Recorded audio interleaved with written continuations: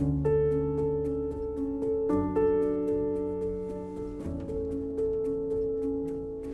I'm Greg Eckerman. I'm co-founder of EricsHouse and Eric's stepfather. We lost our youngest son, Eric, to suicide after a long battle with substance abuse in 2016.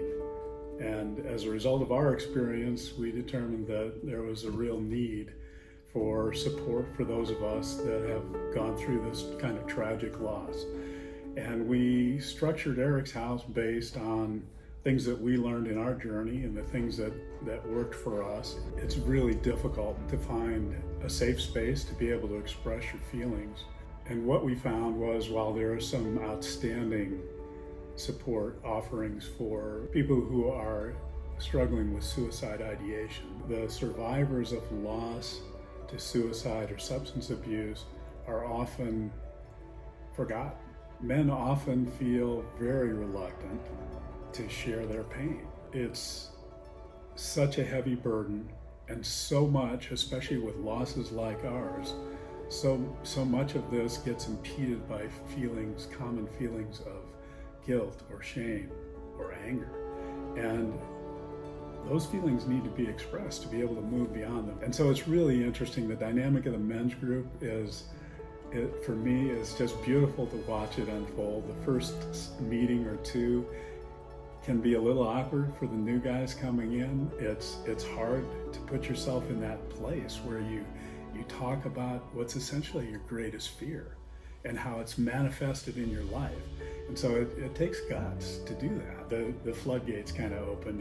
You get to see people people open up in ways that they can't do anywhere else, and they probably have never done before. It's really a fascinating thing to watch, and it's kind of beautiful to see how the relationships evolve in those groups and the connections that emerge between the guys. So I think the most important thing for you all might be to hear in their own words from some of the guys in our recent groups what this men's group experience has been like for them, what it's meant for them, and how it's affected their personal journeys. Hi, my name's Matthew, and I'm a member of the EricsHouse Men's Group. After we lost our son Jacob in 2021 in December, we were looking for any kind of support we could find. We needed answers and we needed help. There wasn't a whole lot happening during that time, with everything kind of still being shut down, and I had to take to the internet to find support that we needed. That's when I found Mary Ann and Greg and EricsHouse, and what a difference they've made in my life. Greg and I had discussed a men's group and the hope for what that could turn into. Initial stages of our first men's group, it was pretty quiet. We didn't really have a whole lot to say in that first meeting. Everybody was nervous. Nobody wanted to open up to strangers. Nobody wanted to bare their soul in front of people that they never met, especially when you're talking about your deepest and darkest fears. But as time went on, it just took one person to open up, and then slowly something special started to happen. We stopped being a group of strangers, and we started being family. We have come together in one of the most beautiful ways that I could ever imagine. We're there for each other. We support each other. The compassion and the permission to break down and that to be okay is tremendous. Just knowing that you have a safe space to go to where you're not going to be judged, it's a comforting feeling. These are special people, and I'm happy to have them in my life. I'm happy to have my brothers in the group, and I'm happy to have EricsHouse, Mary Ann, Greg, Maddie, and everybody else that has been such a big part of this in the past 2 years. My name is Emil Graff. I lost my son, Austin, in April of 2022. After I lost my son, I suffered for a very long time. I still suffer, but there's a difference now. I saw countless therapists after Austin died. Despite that, I could not find a way to unburden myself. It didn't help seeing therapists that really couldn't understand what I was going through. I felt like I was listening to repeated cliches. Finally, in February of this year, my wife introduced me to Greg Eckerman, and I started working in his men's group, and I have found a community of other men that understand me, that understand what I'm going through, what I have been through. I have a group of people that are there for me at all times, and it has made all the difference in the world for me in my grieving process. And honestly, I don't know where I would be without Greg and EricsHouse and the space that they have provided for me in these men's groups to manage my grief and my sadness. I feel that it is shared now. Like I said, that has made all the difference in the world. Thank you, Greg, and thank you, EricsHouse. Hey, I'm Mike. March 22nd of this year was probably the worst day of my life. We lost my brother Robert to suicide, and needless to say, the months that ensued were the darkest and hardest of my life, and I broke, and I was in a really bad place. By the grace of God, my mom discovered EricsHouse. She herself joined the women's group, and she recommended that I check out the men's, and I was so desperate and low, I was willing to try anything that would make me feel 1% better. Joining the EricsHouse men's group was one of the best decisions I have made this year, for sure. It was so comforting to be in a small group of people who had literally walked in your shoes, and it really was instrumental in my grief journey and to getting out of this like rock bottom place. My name is Ben, and last year my daughter Jane died by suicide. In the various groups that I've been a part of as a grieving person, something I've noticed is that they're mostly women, and it has made me, wonder where the grieving men are and who's supporting them. Finding the EricsHouse men's group was wonderful. It is really powerful to have the fellowship of a group of men who can talk with each other from male point of view about sorrow.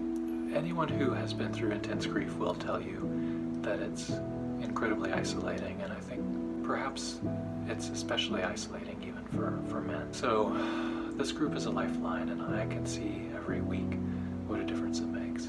I'm Cody Campbell, and this is my son Xander.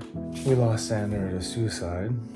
We were lost. We're stuck with the task, with the burden, I don't know what you call it. We're stuck with it. And then as soon as I went to my first men's group, it was such a relief to be able to talk and share.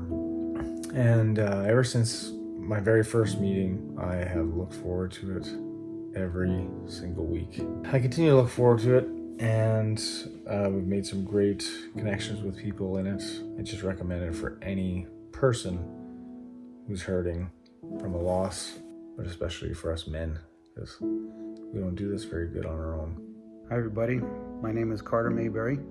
Our son Ashton died from suicide on January 28, 2014. I found the Men's Grief Support Group when I was kind of stuck. The Men's Grief Support Group helps me because there are other men who are experiencing similar feelings that I'm experiencing, and just the love and support they provide is invaluable and indescribable. My name's Andrew, and I lost my wife Effie to suicide in December of 2022. Pretty quickly found EricsHouse and got joined up with the group pretty quickly. It's been pretty instrumental in how I'm doing. I can come and just share where I'm at. I know I'm committed to be there, so I know whatever else is going on, whatever I'm trying to push out of my mind, I've got to face it at least once a week. I can be there for other people to listen, and that's a pretty special thing too. There's something about hearing experiences that you can relate to and not have to be anything else than somebody who's grieving and sharing what that feels like. It's pretty special. Every year in October we do a fundraiser, and that fundraiser is really key to our ongoing success. And the monies that we bring in the October fundraiser are a big part of what allows us to keep our doors open. One of our key tenets is that this is a painful experience, and always will be.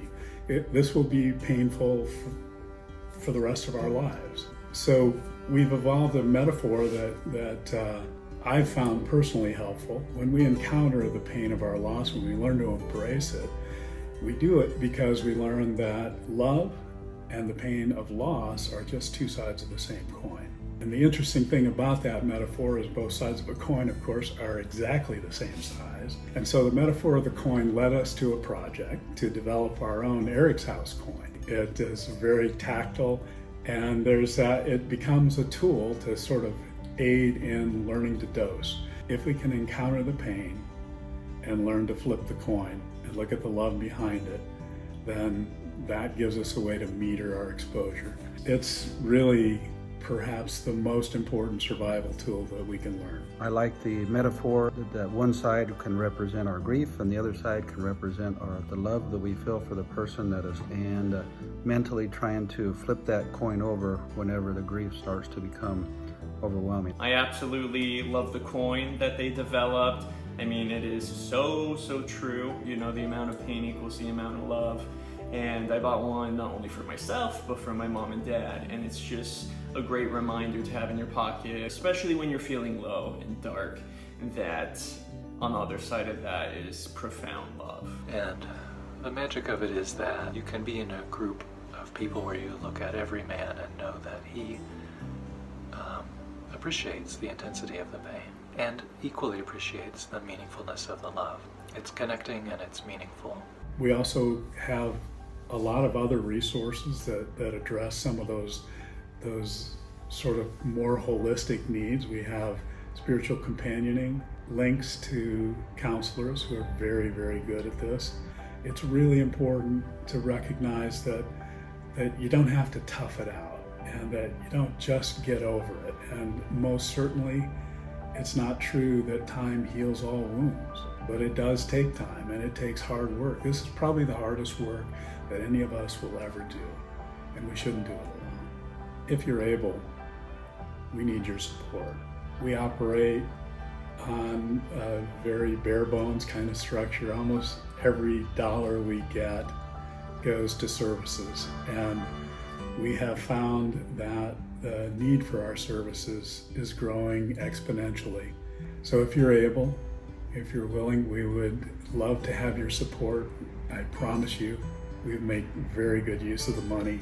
Obviously, we welcome support at any level. You can process your credit card for as much as it will bear. You will enable us to continue our mission and to reach more people.